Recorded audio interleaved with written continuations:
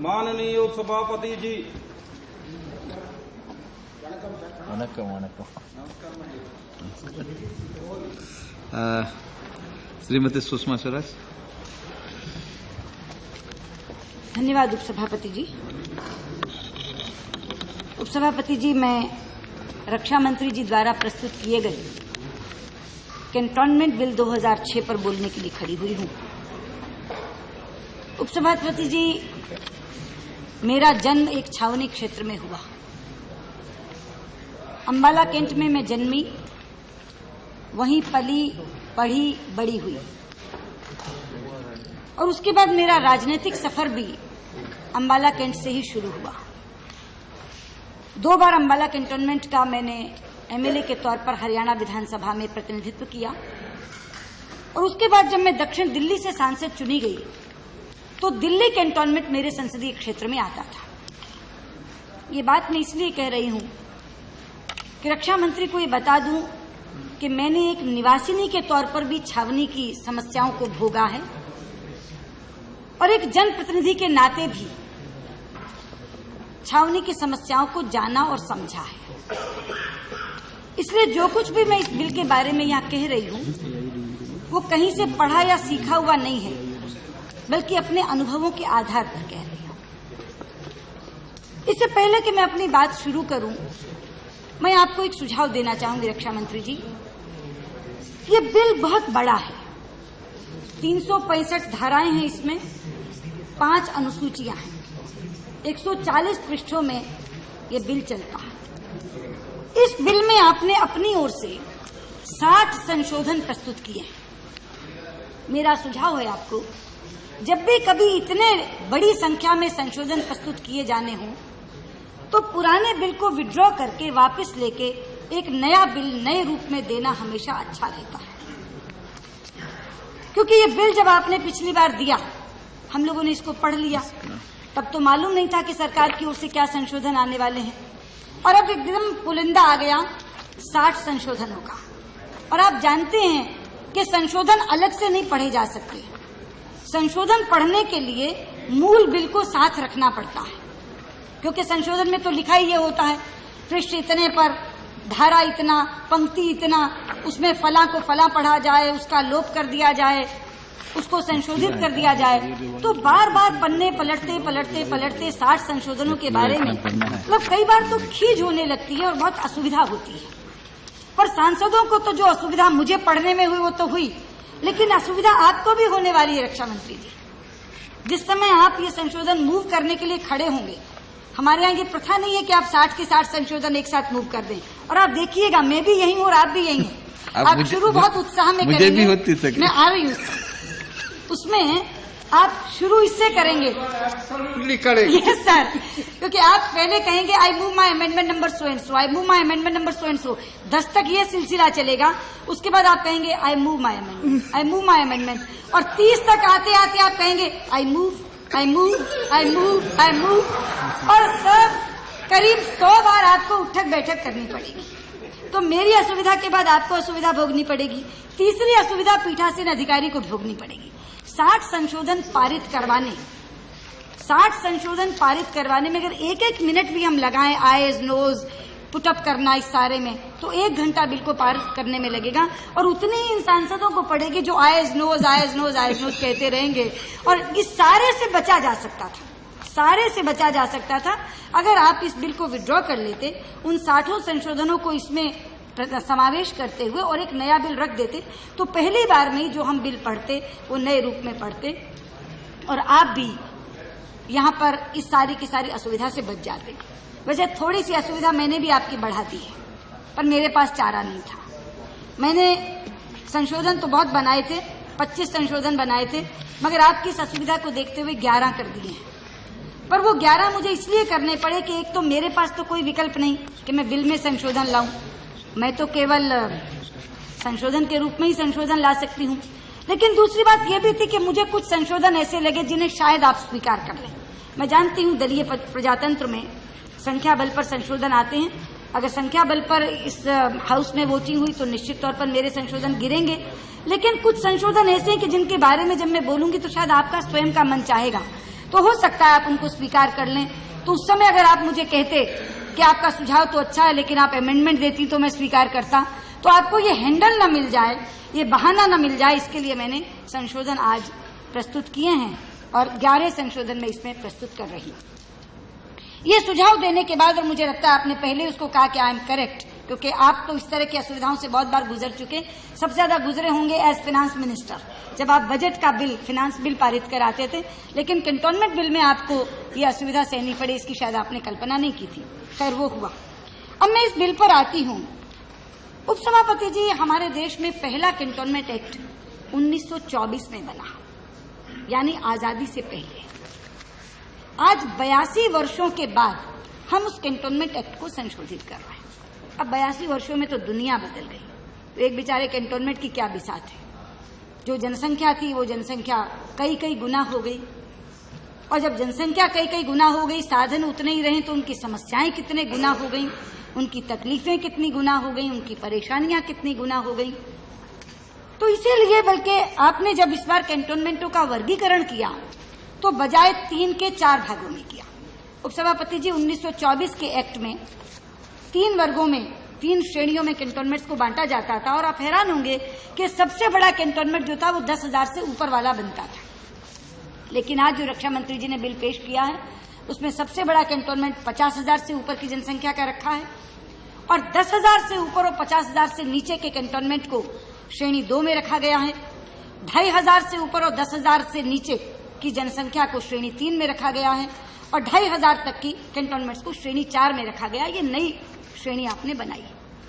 लेकिन जब मैं इसके उद्देश्य और कारणों का विवरण पढ़ती हूं तो उसमें 5 उद्देश्य मुझे दिखते हैं, जिसमें सबसे पहला है बृहत्तर लोकतंत्रीकरण, जिसको आपने कहा है ग्रेटर डेमोक्रेटाइजेशन। अब ग्रेटर डेमोक्रेटाइजेशन यानी बृहत्तर लोकतंत्र के नाम पर ये बिल आप लाए हैं, लेकिन मुझे क्षमा करेंगे कि ये बिल जो अभी तक लोकतंत्र चल रहा था उस लोकतंत्र को भी कम कर रहा है, कहीं कहीं तो उसे नकार रहा है। मैं यहाँ एक बात आपको हाथ जोड़कर निवेदन कर दूं कि जवाब देते समय ये मत कहिए ये आपके समय का बिल है, 2003 में बना था, इसके नीचे जॉर्ज फर्नांडिस का नाम लिखा है, क्योंकि मीठा मीठा गप और कड़वा कड़वा थू नहीं चल सकता। या तो आप हमारे किए हुए तमाम कामों को ओटिए, लेकिन जहां आपको सूट करता है वहां आप बदल देते हैं। पोटा आपने निरस्त कर दिया, लेकिन कैंटोनमेंट बिल आप ये कह दें मुझे कि भी तुम्हारे समय का बिल है। हमारे समय बिल ड्राफ्ट जरूर हुआ था, लेकिन जब बिल ड्राफ्ट होता है तो मंत्री उसे नहीं देखता, अधिकारी उसको ड्राफ्ट करते हैं। उसके बाद जब स्टैंडिंग कमेटी को जाता है और स्टैंडिंग कमेटी की अनुशंसाएं आती हैं, उस समय जरूर मंत्री को देखना चाहिए, क्योंकि उस समय पब्लिक की भावना, जनता की भावना उस बिल में समाविष्ट हो चुकी होती है। और जब हम स्टैंडिंग कमेटी में बैठते हैं तो दलगत राजनीति से ऊपर उठकर बैठते हैं, दलीय सीमाओं को लांघ जाते हैं, और इसलिए बहुत अच्छी अनुशंसाएं कमेटी में आती हैं। आपने 60 संशोधन दिए हैं। मुझे दुख से कहना पड़ता है कि कमेटी ने जितनी अनुशंसाएं लोगों को राहत देने वाली की थी, जितनी अनुशंसाएं इस बिल को और ज्यादा डेमोक्रेटिक बनाने की थी, उनमें से एक भी संशोधन को आपने स्वीकार नहीं किया। और ये बात मैं पूरी जिम्मेदारी से कह रही हूं। 60 संशोधन आया आपकी तरफ से, लेकिन एक भी संशोधन जो वाकई इसको लोकतंत्रीकरण की तरफ बढ़ाता, इसका लोकतांत्रिक स्वरूप और ज्यादा बड़ा करता, उसको आपने स्वीकार नहीं किया। मैं उदाहरण देना चाहूंगी, केवल ऐसे नहीं कहूंगी। उपसभापति जी, मैं छोटी बात से शुरू करती हूं। कैंटोनमेंट बोर्ड का एक अधिकारी होता है सीईओ, उसको अभी तक 1924 के एक्ट के तहत कैंटोनमेंट एग्जीक्यूटिव ऑफिसर कहा जाता था। आज ये 2006 वाला बिल उसे चीफ एग्जीक्यूटिव ऑफिसर बता रहा है। आप कहेंगे क्या फर्क हो गया, जरा सा भाषा का हेरफेर है? नहीं उपसभापति जी, ये भाषा का हेरफेर नहीं है, ये भावों का हेरफेर है, ये अधिकारों का हेरफेर है। जब आप किसी को कहते हैं he is cantonment executive officer, तो आपके मन में एक शक्ल बनती है उसकी कि अच्छा कैंटोनमेंट का एक अधिकारी होगा, कार्यकारी अधिकारी होगा जो एग्जीक्यूटिव फंक्शंस को करता होगा। जब आप किसी को इंट्रोड्यूस कराते हैं, परिचय कराते हैं, सीईओ, चीफ एग्जीक्यूटिव ऑफिसर, तो आपके मन में सूरत बनती है अच्छा ये तो कैंटोनमेंट का सर्वे सर्वा होगा, ये कैंटोनमेंट का मुखिया जैसा होगा। और ये सच है। आपने केवल भाषा नहीं बदली, केवल उसको चीफ एग्जीक्यूटिव ऑफिसर का दर्जा नहीं दिया, आपने उसके अधिकार बढ़ाकर उसको वाकई सर्वे सर्वा बना दिया। और मुझे दुख है इस बात का कि जो बात मैं कह रही हूं वो स्टैंडिंग कमेटी ने कही थी स्टैंडिंग कमेटी ने तो यहाँ तक कहा था कि उसे बोर्ड का मेंबर भी नहीं रहना चाहिए, केवल एग्जीक्यूटिव रहना चाहिए। अगर आपको संशोधन स्वीकार करना चाहिए था तो सबसे पहले ये स्वीकार करना चाहिए था, लेकिन आपने स्वीकार नहीं किया। मैं पढ़कर बताती हूँ डेफिनेशन। ये स्टैंडिंग कमेटी की रिपोर्ट पढ़ रही हूँ मैं, पेज 35 पे। द कमेटी फर्दर फील, एक सेकंड, ये मैं पढ़ रही हूँ पेज 13 पे, 3.10 recommendation and 3.11। The committee, after carefully examining the suggestions given by various organizations, associations and individuals, are also of the view that CEO should not be made the member of the board. ये है उनकी recommendation. और 3.11 में है, the committee feel that CEO should act only as an executive to carry out legislative instructions of the board and should be accountable to the board. Committee आपको कहती है कि आप सीईओ को मेंबर मत बनाइए, उसको केवल एग्जीक्यूटिव फंक्शंस करने दीजिए और उसके साथ साथ बोर्ड के प्रति उत्तरदायी बनाइए। लेकिन आपने सीईओ को क्या बनाया? धारा दर धारा, क्लॉज आफ्टर क्लॉज। मैं आपको पढ़कर सुनाना चाहूंगी कि कहां कहां आपने जो पहले अधिकार थे वहां के निर्वाचित सदस्यों के पास, वो आपने लेकर के आज सीईओ को दे दिए। आपको मालूम है रक्षा मंत्री जी, 1924 के एक्ट में उपसभापति जी, जो टैक्स का असेसमेंट होता है, उस टैक्स के असेसमेंट पर जब आपत्तियां सुनी जाती हैं तो उसका अधिकार एक असेसमेंट कमेटी को था, जो निर्वाचित सदस्यों में से बनती थी। अब ये अपने आप में कितनी बड़ी बात है कि जब टैक्स का असेसमेंट होता है उससे बहुत लोग त्रस्त होते हैं, तो वो अपनी आपत्तियां सुनाना चाहते हैं। जब पब्लिक के लोग बैठते हैं तो उसको बहुत संवेदनशीलता से सुनते हैं। आज वो असेसमेंट कमेटी की बात हटाकर इन्होंने असेसमेंट करने का वो जो अधिकार है वो सीईओ को दे दिया। अब असेसमेंट कमेटी नहीं उसको करेगी, जो आपत्तियां सुनने की बात थी वो आपत्तियां नहीं सुनेंगी, सीईओ सुनेगा। दूसरी बात, जो असेसमेंट लिस्ट का ऑथेंटिकेशन होता था वो कमेटी का मेंबर करता था। अब इन्होंने कह दिया कि सीईओ प्रेसिडेंट की अप्रूवल से करेगा। प्रेसिडेंट भी यहां निर्वाचित सदस्य नहीं है, उसको मैं बाद में बताऊंगी, वो भी स्टेशन कमांडिंग ऑफिसर है। तो सीईओ प्रेसिडेंट की अप्रूवल से ऑथेंटिकेट करेगा लिस्ट को, जो पहले असेसमेंट कमेटी का मेंबर करता था, वो भी आपने हटा दिया। फिर असेसमेंट लिस्ट का संशोधन, अमेंडमेंट, ये बोर्ड करता था, पूरे का पूरा फुल बोर्ड बैठता था जिसमें सारे निर्वाचित सदस्य बैठते थे, वो आपने हटाकर सीईओ को दे दिया। ये क्योंकि इतना बड़ा बिल है, सारी धाराएं एक साथ नहीं बता सकती, लेकिन मैंने ये 3 उदाहरण दिए हैं आपको कि आपका ये आज का बिल सीईओ को सर्वे सर्वा बना रहा है और असेसमेंट ऑफ प्रॉपर्टी जैसी चीज को भी आम लोगों से, निर्वाचित सदस्यों से हटा करके दे रहा है सीईओ को, और इस पर भी कमेटी का रिकमेंडेशन है। और कमेटी का रिकमेंडेशन वही है जो मैं कह रही हूं, 5.5 पेज 35 में। The committee further feel that the objection received to evaluation or assessment should be inquired into or investigated by a committee consisting of both nominated and elected members of the board or civil area committee instead of conferring this power on CEO. लेकिन ये आपने किया। अब ये बृहत्तर लोकतंत्र का दूसरा पहलू आपको बताती हूँ। रक्षा मंत्री जी जो बिल लाए हैं उसकी धारा 12, उपधारा 3 और 6 में, 6 नहीं वो 6, उसका जो जी होता है अंग्रेजी का जी, उसमें आपने निर्वाचित सदस्यों की संख्या बढ़ाकर, पहले 7 थी अब 8 कर दी है। और आप इसको डेमोक्रेटाइजेशन, ग्रेटर डेमोक्रेटाइजेशन बता रहे हैं कि आपने निर्वाचित सदस्य 1 बढ़ा दिया। इसी तरह कैटेगरी 2 में 12 की धारा उपधारा 4 और 6 यानी जी में आपने 7 सदस्यों की संख्या 6 से बढ़ाकर 7 कर दी। ये 1-1 सदस्य बढ़ाया है और इसको ग्रेटर डेमोक्रेटाइजेशन कहा जा रहा है कि हमने निर्वाचित सदस्यों की संख्या 1 बढ़ा दी। लेकिन उपसभापति जी, ग्रेटर डेमोक्रेटाइजेशन के माने हैं कि नॉमिनेटेड और एक्स ऑफिशियो यानी मनोनीत और पदेन सदस्यों से कम 1 संख्या निर्वाचित की ज्यादा हो तो हम उसको ग्रेटर डेमोक्रेटाइजेशन कहते हैं। लेकिन ये कुल संख्या कितनी बन रही है?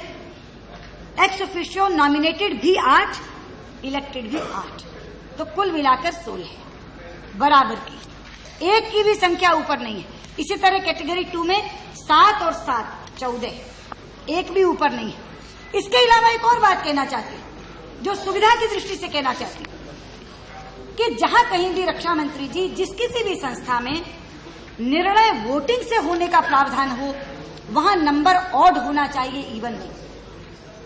ऑड नंबर होता है तो एक ही बार में फैसला हो जाता, 8 और 7 पड़ेंगे ज्यादा से ज्यादा। लेकिन यहां अगर हर निर्णय में 8-8 होने लगे, सपोज निर्वाचित सदस्य सारे एक तरफ हो जाएं और नॉमिनेटेड और एक्स ऑफिशियो एक तरफ हो जाएं, तो आपके लिए तो हर दिन का झगड़ा है। और फिर कैसे करेंगे? आप वीटो पावर देंगे प्रेसिडेंट को, या आप ड्रॉ ऑफ लॉट्स करेंगे, लॉटरी से निकालेंगे। तो जो निर्णय, अगर आप बेटर डेमोक्रेटाइजेशन चाहते थे, तो जो निर्णय निर्वाचित सदस्यों की एक संख्या बढ़ाकर किए जाने चाहिए थे, वो आपने इवन नंबर ला करके कर दिए। इसलिए मैं आपसे कहना चाहती हूँ कि बहुत छोटे छोटे ये संशोधन दिए हैं मैंने। अगर आपको मेरी बात समझ में आ रही है तो कोई फॉल्स प्रेस्टीज का सवाल नहीं है, सरकार के साथ है हम इसमें। मैं कोई ऐसी चीज नहीं कह रही जो मेरे दल को फायदा देगी, तो आप इसको स्वीकार कर सकते हैं। जहां मैंने ये कहा है कि 8 सदस्यों से 9 कर दीजिए और जहां 7 से 8 कर दीजिए, तो संख्या 16 की जगह 17 हो जाएगी, अनइवन यानी ऑड हो जाएगी। और जहां पर 14 है वहां 15 हो जाएगी, तो वहां भी अनइवन यानी ऑड हो जाएगी। और इसके साथ साथ ग्रेटर डेमोक्रेटाइजेशन का आपका उद्देश्य, बृहत्तर लोकतंत्रीकरण का आपका उद्देश्य पूरा हो सकेगा, क्योंकि निर्वाचित सदस्यों की संख्या चाहे एक ही ज्यादा हो, मगर नॉमिनेटेड और एक्स ऑफिशियो से ज्यादा होगी, मनोनीत और पदेन से ज्यादा होगी। इसी श्रृंखला में कहना चाहती हूँ, आपकी धारा 19 उपधारा 1 में आपने कहा कि स्टेशन कमांडिंग ऑफिसर प्रेसिडेंट होगा, अध्यक्ष होगा। एक तरफ आप कहते हैं कि हमने इसको डीम्ड म्यूनिसिपैलिटी का दर्जा दिया, कैंटोनमेंट को आपने डीम्ड म्यूनिसिपैलिटी यानी नगरपालिका माना है। किसी भी नगरपालिका में क्या प्रेसिडेंट कोई अधिकारी होता है? हमने 73वां 74वां संशोधन पारित किया।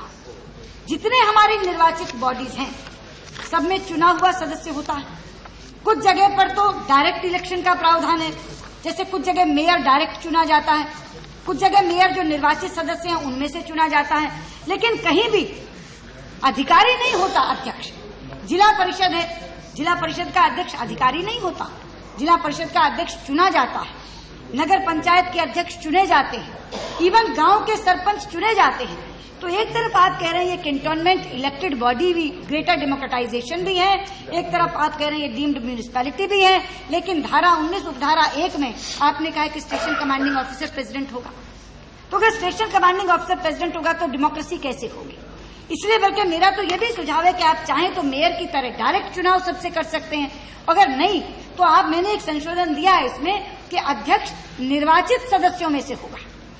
आप इतना तो करें कि जो 8 लोग चुनकर आ रहे हो, जिसमें मैंने एक कहा है अगर आप मान लें वो 9 लोग, तो उन 9 लोगों में से आप निर्वाचित सदस्य को अगर आप अध्यक्ष बनाएंगे तो वाकई ये लगेगा कि आप ग्रेटर डेमोक्रेटाइजेशन की तरफ बढ़े हैं। और वरना तो ये बात केवल इस किताब में लिखी हुई हम पढ़ लेंगे कि ये बृहत्तर लोकतंत्रीकरण के लिए बिल लाया गया था, वास्तव में वो लोकतंत्र इसमें कहीं दिखता नहीं है। इसका तीसरा पहलू बृहत्तर लोकतंत्रीकरण के विरुद्ध जो जाता है, आपने इसमें टैक्स कितना लगे क्या लगे इसका अभी फैसला स्वयं कर दिया है, एक्ट के माध्यम से कर दिया है। धारा 68 में आपने ये भी कह दिया कि जो कर लगेगा वो कर 10% से कम नहीं होगा और 30% से ज्यादा नहीं होगा। कौन सी म्यूनिसिपल कमेटी में एक्ट तय करते हैं कि आप कितना टैक्स लगाएंगे और किस चीज पर टैक्स लगाएंगे?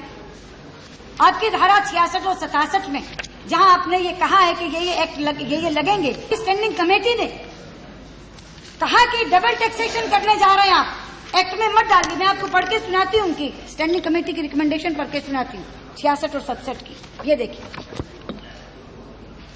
धारा 66 पे 66 पे जो आपका स्टैंडिंग कमेटी का रिकमेंडेशन ऑन पेज 34 5.2 पैराग्राफ पढ़। The committee feel that the matter of levying property tax and other taxes in the cantonment areas needs a flexible regime. If these conditions are laid down in the Act, it could become rigid. The committee feel that the existing provision of the Cantonments Act 1924 should be retained in the present bill. The committee desire that all efforts should be made to ensure that civil residents of the cantonment area are not subjected to double taxation. धारा 66 में इन्होंने स्वयं ने तय कर दिया कौन कौन सी जगह पे लेवी की जाएगा प्रॉपर्टी टैक्स, और इसी तरह से धारा 67 में तय कर दिया फीस कहाँ कहाँ ली जाएगी। उस पर भी स्टैंडिंग कमेटी का रिकमेंडेशन है 67 का, same page, para 5.3। The committee notes that under subclause E of this clause, there is a provision to charge license fee on entry of vehicles. All types of vehicles of the residents of cantonment are taxed by the regional transport officer, who recovers tax as well as license fee for vehicles. The committee feels that imposing taxes by the cantonment board may lead to double taxation. Therefore, the committee desires that vehicles of the residents of the cantonment areas should not be subject to this fee, as they may have to frequently travel outside the cantonment area. अब जैसे मैंने कहा, मैं Ambala cantt में रहती हूँ, मैंने इनको स्वयं भोगा है। ऐसे कैंटोनमेंट एरिया है और साथ निकलता है तो सिविल एरिया म्युनिसिपल कमेटी का बन जाता है। एक समय था जब ये सारे का सारा कैंटोनमेंट एरिया था, लेकिन हम लोग धन्यवाद देते हैं जब चौधरी बंसीलाल देश के रक्षा मंत्री बने तो अंबाला कैंट से ये ज्ञापन आया, ये मांग पत्र आया कि इसको एक्सीजन करिए एरिया को, और कुछ सिविल एरिया तो हमें दीजिए जहां बुनियादी सुविधाएं हमें मिल सकें। तो काफी बड़ा एरिया अंबाला कैंटोनमेंट से निकाला गया और सिविल एरिया बना। अब मैं आपको बताना चाहती हूँ, मेरा एक घर कैंटोनमेंट एरिया में था और एक घर सिविल एरिया में था। हम लोग रहते सिविल एरिया में थे, लेकिन हमारा एक बंगलो था, bungalow number 75 mall road cantonment area में। अब अगर मैं वहां से, हम लोग अपने 75 नंबर बंगले में जाएं, सुबह में पढ़ने के लिए जाया करती थी वहां, अगर हम वहां जाएं और शाम को अपने घर आए, तो क्योंकि व्हीकल एक बार कैंटोनमेंट एरिया में जा रहा है और एक बार म्युनिसिपल एरिया में आ रहा है, तो आप भी हमसे फी लेंगे और ये भी हमसे फी लेंगे। तो इतना बेतुका ये कर है, जिसको खुद कमेटी ने कहा है कि डबल टैक्सेशन है, और ये चीजें एक्ट में लिखी जाती हैं क्या? मैं बार बार जो इनसे कह रही हूँ कि 66 और 67 में तो आपने 66 में प्रॉपर्टी टैक्स की बात की, 67 में आपने लेवी ऑफ फीस की बात की, और ये भी बताया किन किन चीजों पर लगेगा, पर 68 में 68 में तो आपने ये भी बता दिया कि 10% से कम मत लगाना, 30% से ज्यादा मत लगाना। अब उपसभापति जी, अगर किसी एक इलेक्टेड बॉडी को, ग्रेटर डेमोक्रेटाइजेशन के नाम पर लाई गई बॉडी को इतना भी अधिकार नहीं है कि वो अपनी टैक्स सीमा तय कर सके, वो भी एक्ट बताएगा, तो मुझे हंसी आती है। और मैं यहाँ बीजेपी के लोग बैठे हैं, उनको ध्यान होगा, उडुपी आप हैं सच कर्नाटक के उडुपी सर। कर्नाटक में उडुपी की जो म्युनिसिपल कमेटी है परंपरागत से भारतीय जनता पार्टी के हाथ में है। आपने कभी सुना होगा, वहां उडुपी की नगर पालिका ने कभी कर नहीं लगाया, कभी टैक्स नहीं लगाया और हमेशा प्रॉफिट में रही। ये उदाहरण है, पूरे देश में ये अनुकरणीय उदाहरण है उडुपी का, कि उडुपी की नगर पालिका के लोगों ने कभी कोई टैक्स नहीं लगाया और तो भी वो प्रॉफिट में है। तो इसलिए मैं ये कहना चाहती हूँ कि कम से कम आप इतना तो छोड़िए। इसलिए उसका भी मैंने संशोधन दिया है, जहां मैंने कहा कि ये लगेंगे कर, लेकिन उसके आगे कहा है जहां 10% से 30% के उसका लोप कर दिया जाए, मैंने बोला है कि उसको आप हटा दें।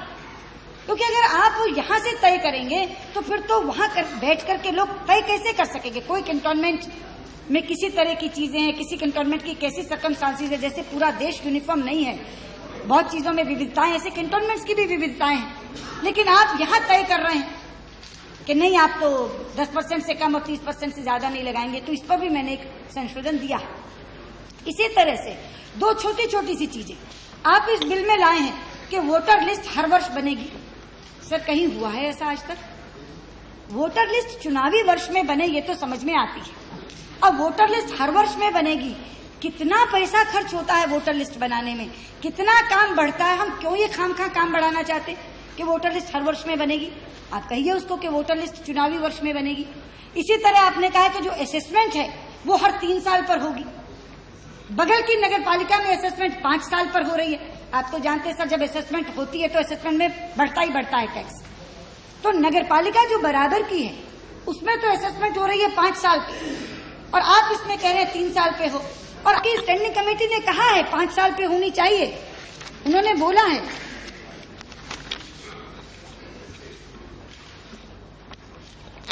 ये सब मैं पढ़ रही हूँ, page 36, para 5.8। In view of the suggestions received from the non-official witnesses, the committee recommends that new assessment list should be prepared every 5 years instead of 3 years as provided in the clause। मतलब उन्होंने ऐसे नहीं दे दिया सो ये standing committee के लोगों ने जब ये बिल उनको रिफर हुआ तो उन्होंने पब्लिक ओपिनियन के लिए, कहते हैं ना, टू इलिसिट पब्लिक ओपिनियन, ये बिल लोगों को दिया। जगह जगह से एसोसिएशन, जगह जगह से इंडिविजुअल, जगह जगह से ऑर्गेनाइजेशंस आई, उनके सामने उन्होंने ज्ञापन दिए। Ambala cantt Bangalore owners association के लोगों ने ज्ञापन दिया और मैं हैरान हो रही थी जब मैं उस ज्ञापन को देख रही थी और इधर स्टैंडिंग कमेटी की रिपोर्ट्स को देख रही थी। रक्षा मंत्री जी, मैं आपको बताना चाहती हूँ, उस ज्ञापन में दिए गए बिंदुओं में से 90% के साथ, 90% बिंदुओं के साथ स्टैंडिंग कमेटी ने सहमति जताई है और वो सिफारिशें की हैं जो जनता चाहती है, क्योंकि वो अकेले Ambala cantt owners Bangalore owners association से नहीं आया होगा। सारी कैंटोनमेंट की लगभग एक सी समस्याएं हैं, सब लोगों ने आके कहा होगा। तो 90% बिंदु उन्होंने माने, मगर मुझे दुख से कहना पड़ता है आपने एक भी नहीं माना। जो बिल उनके पास गया वो बिल मूल रूप का ही है। आपने 60 संशोधन दिए, वो 60 संशोधन पढ़ने में मुझको 4 घंटे का समय लगा, लेकिन मेरा समाधान इतना भी नहीं हुआ। हमारे यहां से आए हुए एसोसिएशन के बिंदुओं को इतना अच्छा समझा कमेटी ने कि उनके ऊपर 90% बिंदुओं में सहमति जताई है। रिकमेंडेशन हमारे पक्ष में किया है, ज्ञापनों के पक्ष में किया है, जो ज्ञापन दिए जिन्होंने, लेकिन आपने 60 संशोधन के बावजूद एक भी संशोधन स्वीकार नहीं किया। आप मेरी वेदना समझ सकते हैं कि इतना समय लगाया मैंने बिल को पढ़ने के बाद, लेकिन एक जगह भी मुझे राहत की सांस नहीं दिखाई दी कि कोई आपने स्टैंडिंग कमेटी का रिकमेंडेशन माना। इसी तरह से आपने इसका एक उद्देश्य बताया है कि मैनेजमेंट ऑफ डिफेंस लैंड और लैंड पॉलिसी, ये जो लैंड पॉलिसी की बात है इसके बारे में आपसे कहना चाहता हूं। आप जानते हैं 17,31,000 एकड़ टोटल डिफेंस का लैंड है, जिसमें से 2 लाख एकड़ कैंटोनमेंट्स के पास है, 15,31,000 डिफेंस खुद है। सीएजी तक की रिपोर्ट्स है कि ये मैनेजमेंट सही से नहीं हो रहा। और मैं आपको कहना चाहती हूँ, अगर कभी किसी कैंटोनमेंट में जाकर अब वहां के रहने वालों की दशा दुर्दशा देखिए सर, बुनियादी सुविधाओं के लिए भी जो जमीन मिलनी चाहिए वो कैंटोनमेंट नहीं देता। जैसे मैंने कहा कि जनसंख्या कितनी गुनी हो गई, उस जनसंख्या कितनी गुनी होने का एक आकलन करते हुए आपने अपना कैटेगराइजेशन बढ़ा दिया और श्रेणी 1 का कैंटोनमेंट आपने 50,000 से ऊपर कर दिया, जो 10,000 से ऊपर था। सर, वहां टॉयलेट्स नहीं है, सैनिटेशन नहीं है, पार्क्स नहीं है, स्कूल्स नहीं है, डिस्पेंसरीज नहीं है, हॉस्पिटल्स नहीं है। रहते तो लोग ही है ना, रहते तो इंसान ही है ना। क्या ये सारी चीजें उन्हें नहीं चाहिए? लेकिन मिलिट्री की लैंड है, इतनी सी आप छू नहीं सकते। प्राइवेट लैंड नहीं जिसको आप खरीद के बना लें, कि बाकी जगह तो प्राइवेट अस्पताल बन जाते हैं, प्राइवेट स्कूल्स बन जाते हैं, नगर पालिका से लोग जमीनें ले लेते हैं, वहां बना देते हैं। डिफेंस की लैंड है, इतनी सी 1 इंच जमीन को आप ले नहीं सकते। और आपकी इस लैंड पॉलिसी के कारण से वहां लोग इस तरह से रह रहे हैं कि जैसे लगता है कि नारकीय जीवन बिता रहे। सर, जिस बंगले की मैं बात कर रही हूँ, मैं बहुत बार अपने पिता से कहती थी कि बाबूजी हम लोग वहां जाके रहें, मेरा मन करता है रहने को, लेकिन चूंकि वहां तो कुछ आप बदल ही नहीं सकते, वो पुराने पुराने बने हुए घर हैं। तो जैसे मैंने कहा, मैं पढ़ने चली जाती थी साइकिल लेके कि चलो मैं पेड़ के नीचे पढ़ के आऊंगी। वहां आउट हाउसेस थे और उन आउट हाउसेस में जो लोग रहते थे उनकी दुर्दशा देख के रोना आता था मुझे, लेकिन हम कुछ नहीं कर सकते थे। आप उसकी छत नहीं बदल सकते, आप उसकी दीवार नहीं बदल सकते, आप उसका फर्श नहीं बदल सकते, आप अंदर भी काम नहीं करा सकते। मतलब लोग वहां नारकीय जीवन जीने पर मजबूर है। कैसी लैंड पॉलिसी है? आप लैंड लेकर बैठे हैं, वहां इंसान रहते हैं, वो उन इंसानों की जनसंख्या 10, 20, 50 गुनी हो गई है। उन्हें स्कूल चाहिए, उन्हें अस्पताल चाहिए, उन्हें डिस्पेंसरी चाहिए, उन्हें टॉयलेट्स चाहिए, लेकिन कैंटोनमेंट में लैंड पॉलिसी ऐसी बनी हुई है कि आप उनके लिए कुछ नहीं दे सकते। तो कृपया करके अपनी लैंड पॉलिसी को बदलिए। जो मैनेजमेंट ऑफ लैंड, जो डिफेंस के पास लैंड है उसको आप रखिए, करिए उसको पूरे को मैनेज, लेकिन जो कैंटोनमेंट में आपने दी हैं, और या फिर उसमें से सिविल एरिया काटिए। अब मैं एक आपको उदाहरण देती हूँ, आप लिख लें, शायद आपको वहां पता, अंबाला में एक माली परेड करके जगह, माली परेड 150 साल से वहां वो माली रहते हैं, 150 साल से। सर, बीघों में जमीन है, कोई बड़े खेत नहीं, बीघों में जमीन है, वो केवल सब्जी बोते हैं। मुझे वैसे वो सब्जी के खेत अच्छे लगते थे, वैसे भी कॉन्स्टिट्यूंसी का हिस्सा था, जाके बैठ जाती थी। गोभी उगी हुई है, मूली उगी हुई है, केवल खेती करते हैं सब्जी की, बहुत छोटी छोटी, 1-1, 2-2 बीघों के वो माली 150 साल से रहे। हर चौथे महीने उनके सिर पर तलवार लटका दी जाती है, तुम्हें उजाड़ रहे हैं। 20 बार तो मैंने जाकर के वो नोटिस रुकवाए, हर रक्षा मंत्री के सामने गुहार की, लेकिन चूंकि आज बिल के ऊपर बोलने का मौका मिल रहा है, रक्षा मंत्री जी, मैं पूरी वेदना के साथ जो भी वजन मेरा है उसके साथ राजनीतिक वजन की बात कर रही हूँ, करते हुए मैं आपसे गुहार करना चाहती हूँ, इस मसले का आप हल निकलवा दीजिए। 150 साल से वो माली वहां बैठे हैं, माली परेड की जगह कही जाती है, बहुत थोड़ी सी जगह है। ये तय हो गया था कि हरियाणा सरकार उसके बदले में उतनी जमीन उन्हें दे देगी और ये जमीन आप उनको अलॉट कर देंगे, लेकिन आज तक वो हुआ नहीं है। सरकार अब हरियाणा में आप ही की है, अगर आपको उसमें कोई कमी बेशी है तो वो आप कर लीजिए, जितनी जमीन आपने लेनी है ले लीजिए, पर मैं आपसे कहना चाहती हूँ लेने की जरूरत नहीं, आपके पास बहुत जमीन है, क्यों लालची हो रहे हैं, क्यों लोभी हो रहे हैं? जिनके पास कम हो वो तो कहो कि 150 एकड़ के बदले में हमें 150 एकड़ दो तब हम देंगे। आपके पास तो लाखों एकड़ जमीन है, 2 लाख एकड़ के मालिक हैं आप कैंटोनमेंट बोर्ड्स में, 15,31,000 के मालिक हैं आप डिफेंस के। आपके लिए 150 एकड़ क्या मायने रखता है? लेकिन अगर उस 150 एकड़ को आप वहां दे देंगे तो वहां घर बस जाएंगे, हजारों घर बस जाएंगे, दुआएं देंगे लोग आपको। आपकी एक लैंड पॉलिसी के कारण वो माली परेड के लोग हर दिन बेघर होने का डर लेकर के जी रहे हैं। इसलिए मैं आपसे कहना चाहती हूँ कि ये माली परेड का मसला सुलझा दीजिए। इसी तरह से बंगलोज में 2 तरह की जमीन है, ओल्ड ग्रांट की जमीन है और लीज की जमीन है। अब लोग कहते हैं कि कानून के मुताबिक ओल्ड ग्रांट की जमीन पर आपका कोई हक नहीं, लेकिन ओल्ड ग्रांट की जमीन के ऊपर भी आप अपना हक जमाए बैठे। लोग इतना तितर बितर नहीं कर, इतनी सी चीज इधर से इधर नहीं कर सकते और हर बार आकर रोते हैं, लेकिन हम अपने आप को असहाय पाते हैं क्योंकि मिलिट्री का मामला है, बाकी कोई हो तो हम कर भी दें। इसीलिए जो मैंने प्रारंभ में भी कहा था कि अगर निर्वाचित सदस्य कैंटोनमेंट बोर्ड में ज्यादा होंगे तो वो ये फैसले संवेदनशीलता से ले सकेंगे, चाहे वो टैक्स के असेसमेंट का फैसला हो, चाहे वो ओल्ड ग्रांट का मसला हो, चाहे वो लीज होल्ड जमीन का मसला हो, चाहे वो इस तरह के मसले हों। लेकिन अगर वो बैठ करके उनको निर्णय प्रक्रिया में भागीदारी नहीं बनाएंगे, अगर आप अध्यक्ष निर्वाचित बना देंगे तो कम से कम वो लोग बैठ करके इनके फैसले संवेदनशीलता से कर सकेंगे, जो नहीं हो पा रहे। लेकिन आपने तो जैसे मैंने कहा कि अभी तक जो निर्वाचित सदस्य किया करते थे, अब तो वो अधिकार भी ले रहे हैं और वो अधिकार भी सीईओ को दे रहे हैं। तो आज के बाद ये बिल पारित हो जाने के बाद तो cantonment board station commanding officer और सीईओ के द्वारा चलाया जाएगा और बाकी तो निर्वाचित सदस्य ठीक है, एक उनको तगमा जरूर मिल जाएगा कि वो बोर्ड के सदस्य चुनकर गए हैं, लेकिन जाकर बैठेंगे, चलेगी अफसरों की और अल्टीमेटली जो वो चाहेंगे वो होगा। आप मानिए वो संवेदनशीलता एक इलेक्टेड मेंबर में होती है, जनप्रतिनिधि में होती है, वो जगह जगह जाता है बैठता, वो अधिकारी में नहीं होती। ये हमसे ज्यादा कौन जानेगा, आपसे ज्यादा कौन जानेगा? इसीलिए मैं मंत्री के आगे गुहार कर रही हूँ, वरना 20 बार वहां के अफसरों से तो बात हो चुकी है। और आज ये मौका मेरा इस अवसर का लाभ उठाकर, क्योंकि प्रासंगिक है ये चीजें, मैं आपके सामने कहना चाह रही हूँ।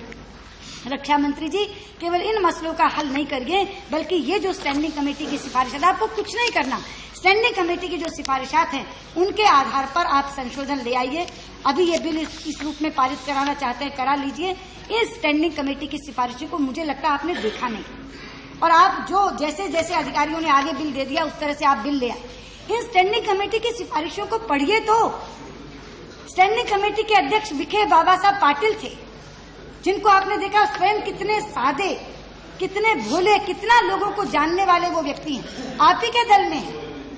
लेकिन उनकी अध्यक्षता में स्टैंडिंग कमेटी ने सिफारिशें दी हैं, ये अनुशंसाएं दी हैं। अगर आपने इन सिफारिशों को पढ़ लिया होता और अध्ययन करने के बाद एनालाइज कर लिया होता तो मेरा मन कहता है कि आप निश्चित तौर पर इसमें से बहुत से संशोधन स्वीकार करके लाते, लेकिन शायद व्यस्तता के कारण आप इसको देख नहीं पाए हैं। मेरी आपसे गुहार है, जो संशोधन मैं आज लाई हूं वो सारे के सारे आपके स्टैंडिंग कमेटी की सिफारिशों पर आधारित है, 119(1) को छोड़कर। बाकी सारे के सारे संशोधन आप 119(1) और 168 वाला वो आपकी स्टैंडिंग कमेटी में नहीं है, लेकिन मुझे ये लगता है कि वो उसके ऊपर उनका कमेंट जरूर है।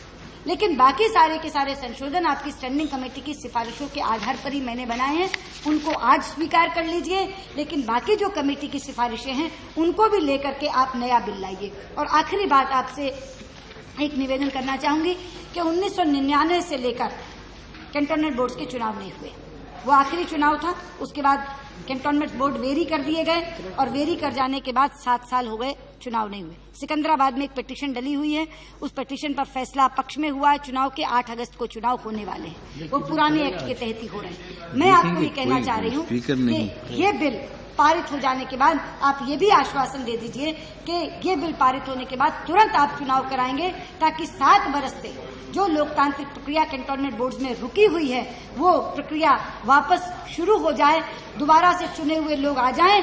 लेकिन चुने हुए लोग ऐसे ही नहीं आए। बात एक रह गई, वो मैं और आपसे कह दूं।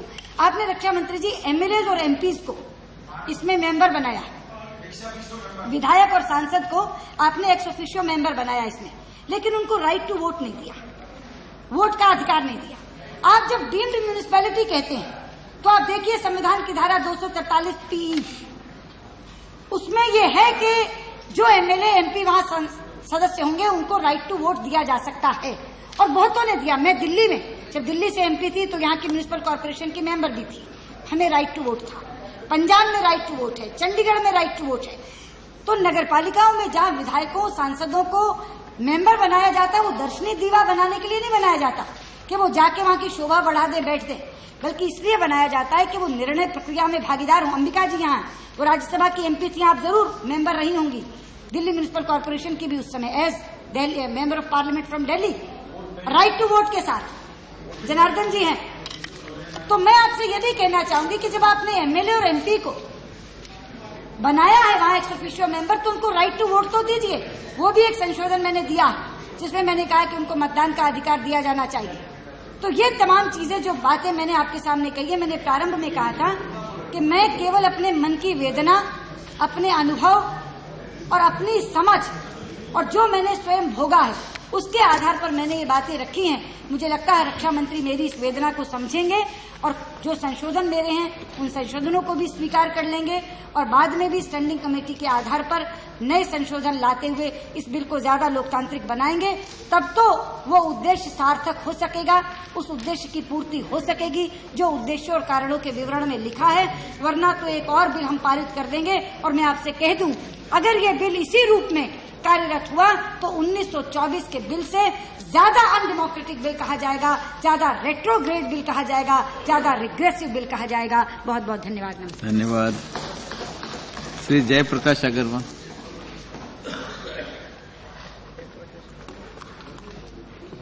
सभापति जी, मैंने बहुत ध्यान से सुषमा जी का भाषण सुना और सही भी है। जैसा